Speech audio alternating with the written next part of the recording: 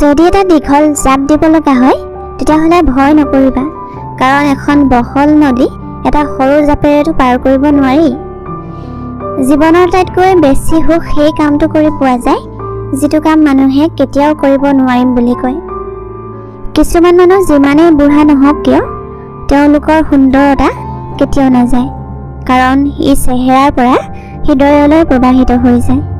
ভগৱানে এইটো অপেক্ষা নকৰে যে আমি সফল হওঁ, তেওঁতো কেৱল বিচাৰে আমি চেষ্টা কৰিয়ে থাকোঁ। কোনেও পিছলৈ গৈ নতুনকৈ আৰম্ভ কৰিব নোৱাৰে, কিন্তু আমি সকলোৱে নতুনকৈ আৰম্ভ কৰি এটা ভাল অন্তটো কৰিব পাৰোঁ। যদি পৰিৱৰ্তন বহুত সময়লৈকে হয় তেতিয়াহ'লে সিয়েই পৰম্পৰা হৈ পৰে। জীৱনটো সিমানলৈকে সীমিত যিমান আমি নিজেই ভাবি লওঁ। সফলতা অসফলতাৰ কথা ভাবি লাভ নাই, মাত্ৰ লক্ষ্য স্থিৰ কৰা আৰু কাম কৰি যোৱা।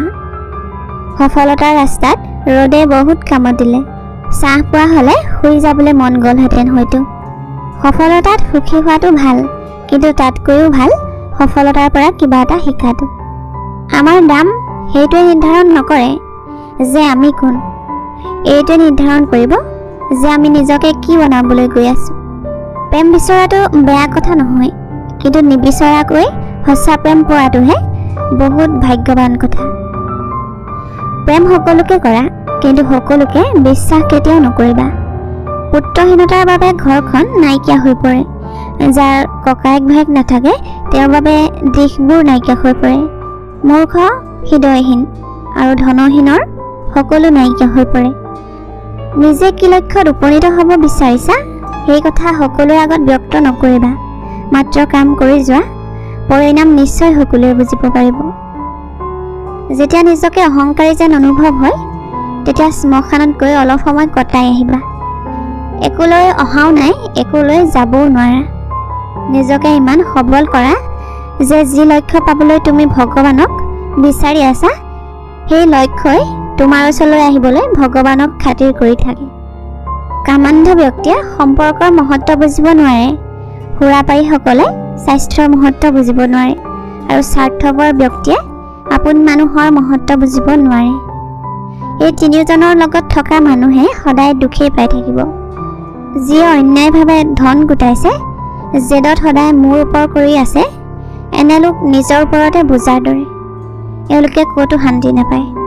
নিজৰ বন্ধুক প্ৰত্যেক স্থিতিতেই আদৰ মৰম কৰিবা, তেওঁৰ হাতত ধন থাকক বা নাথাকক, কাৰণ সময়ে কয়লাকো হীৰা বনাই দিব পাৰে। দুৰ্বল মানুহৰ লগত শত্ৰুতা বহুত ভয়ানক হ'ব পাৰে, কাৰণ তেওঁলোকে সেই সময়ত আক্ৰমণ কৰে যাৰ কথা ভবাই নহয়। প্ৰত্যেক বস্তুকে উঠাবলৈ তলমূৰ কৰিব লাগে। মা দেউতাৰ আশীৰ্বাদ লোৱাৰো তাৰেই এক উদাহৰণ। সৰাপাতে আমাক শিকায় যে বুজা হ'লে আমাৰ আপোনসকলেও আমাক এৰি দিয়ে। এই পৃথিৱীৰ সকলো কামেই টান যেতিয়ালৈকে আমি তাক কৰিবলৈ শিকি নলওঁ। যাৰ ওপৰত বিশ্বাস নাই তেওঁৰ ওপৰত বিশ্বাস নকৰিবাই, কিন্তু যিজনৰ ওপৰত বিশ্বাস আছে তেওঁকো চকু মুদি কেতিয়াও বিশ্বাস নকৰিবা, কাৰণ এনে লোকে বিশ্বাস ভাঙিলে বহুত বেয়া পৰিস্থিতিৰ সন্মুখীন হ'বলগীয়া হয়। ভিডিঅ'টোত ইমানখিনিয়ে। আপোনালোকৰ বহুমূলীয়া সময়কণ দিয়াৰ বাবে বহুত বহুত ধন্যবাদ।